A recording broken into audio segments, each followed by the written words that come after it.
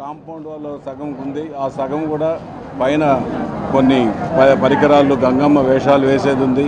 అవన్నిటిని కూడా ఈ 2 నెలల కాలంలో 3 నెలల కాలంలో పూర్తిగా ఒక ప్రసిద్ధి దేవాలయంగా తిరుపతి నగరంలో నడిబొడ్డులో ఉన్న తాతయ్యగుంట గంగమ్మ దేవస్థానాన్ని అత్యంత వైభవంగా తీర్చిదిద్దడం జరుగుతుంది. ఖచ్చితంగా కూడా ఈ యొక్క గంగమ్మ తల్లి ఆశీస్సులు తిరుపతి పట్టణ ప్రజలందరికీ కలుగుతూ ఉంది. అందులో భాగంగా ఈరోజు పోస్టర్లు ఆవిష్కరించడం కూడా జరిగింది. ముఖ్యంగా వివిధ అన్ని కూడళ్లలో ప్రధాన కూడళ్లలో ఈ పోస్టర్లు కూడా అంటించి ప్రజలకు బాగా తెలిసే విధంగా ఈ పోస్టర్లు కూడా పబ్లిసిటీ చేయడం జరుగుతుంది. దాంతోపాటు పాంప్లెట్లు కూడా ఇవ్వడం జరుగుతూ ఉంది. వీటన్నిటితో పాటు ముఖ్య నాయకులకు ఇన్విటేషన్లు కూడా ఇవ్వడం జరుగుతూ ఉంది.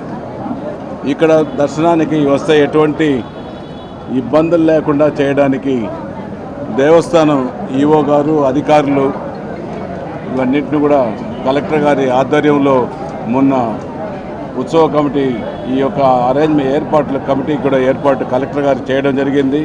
దానికి అన్ని రకాల డిపార్ట్మెంట్లు కూడా వచ్చి అటెండ్ అయ్యి ఎలక్ట్రిసిటీ కార్పొరేషను, ఫైర్ ఆఫీసర్లు ఇటువంటి ఈ ఉత్సవాలకు తగిన ఏర్పాట్లు. ఎందుకంటే రోజుకు 10,000 నుంచి 50,000 ఒక్కరోజైతే 1,00,000 మంది కూడా వచ్చే సందర్భాలు ఉన్నాయి. ఈసారి ఇంకా ఎక్కువ కూడా వచ్చే అవకాశాలు ఉంటాయనేసి కూడా దానికి తగిన ఏర్పాట్లు ఒక పక్క రెవెన్యూ కలెక్టర్ గారు కానీ ఇంకో పక్క ఎస్పీ గారు కానీ మిగతా అధికారులు అందరూ కూడా జిల్లా అధికారులు అందరూ కూడా తిరుపతి ఈ ఉత్సవ కమిటీకి అన్ని ఏర్పాట్లు చేయడం జరిగింది. అన్ని చర్యలు కూడా తీసుకోవడం జరిగింది. వాటితో పాటు ఎన్డీఏ కూటమి ఉత్సవ కమిటీ కూడా ఒక 10 మందిని ఏర్పాటు చేయడం కూడా జరుగుతుంది. ఒక విఐపికి ఒక లేన్ ఉంది, టికెట్లకు ఒక లేన్ ఉంది, సర్వదర్శనానికి ఒక లేన్ ఉంది. 3 లేన్లు ఏర్పాటు చేయడం జరుగుతుంది.